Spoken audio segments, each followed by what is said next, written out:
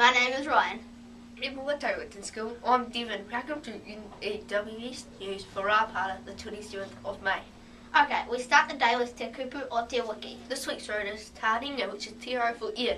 As in, kua ma-maay taku taringa. My ear is sore.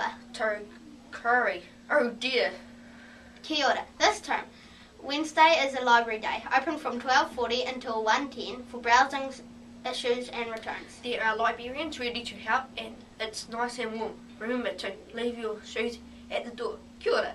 And if you miss any notices, you can play the news again, or you can read all the notices in the text box below. School choir news. You have your first practice in the hallway at lunchtime.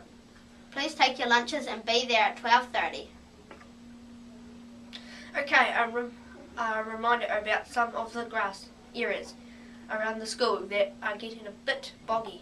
Most students are thinking carefully about where to play and making wise choices in the playground. Kia ora. High-vis vests. Most students are wearing them to and from school. Please do likewise. Okay, that's all for today. From everyone here at the N.E.W.S team, ka kite a popo. Stay clean, stay dry and stay away from the mud, WINTON School.